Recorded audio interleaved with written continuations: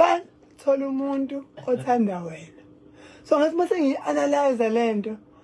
Ngathi fanele ngithola umuntu othanda mina. Because uma ngithola engimthandayo mina.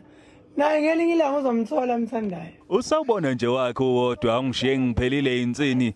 Leli insizwa ekhuluma sakunensa ongathi uma uqala ukuzwa ngayo uyitshela ukuthi bulawa ngane kuthi uma sewazi ukuthi ngisomahlaya uyibuza ukuthi kuyenzeka yini nengeke njengawo wonke umuntu okhona ophilayo emhlabeni ngendlela nje ekhuluma ngayo. SinoSimphiwe sixoxe ngezinto eziningi okungihlaba umxhwele isizathu esamenza wahlukana nophuzo oludakayo.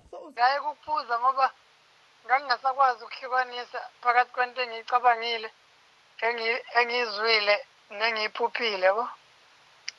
Andikhola la ngalala khona kubo kwentombi yami ngavuka ngigqoke ijezi lama wakhona. So ngabonza utshwala bulungile.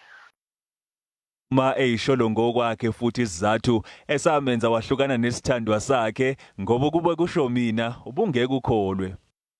Yayingahlakaniphile kakhulu yabo.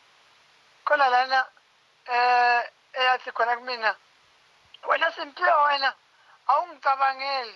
Ngathi mina hawu lo muntu usehlulwa ngisho ukuzenzela lokho ukuyicabangela yena yabo.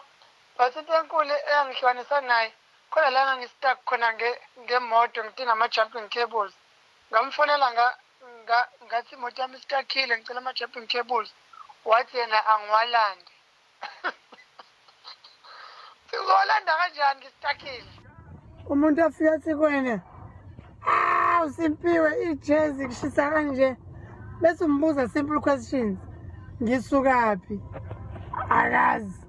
Okay, ngiyaphi? Akazi. So kushisa la esihlangane khona. Basiphume ekudlaleni uthi kulabo abafisa ukuzibona bengena emkhakheni noMahlaya kufanele babe nothando lokuhlekisa abantu ngaphambi kokubheka inzuzo nenkokhelo bangagcini lapho babe uhlupho ngendlela ehlekisa ngisho umuntu eqashile ukuze baqapheleke nomsebenzi wabo uthuthuke.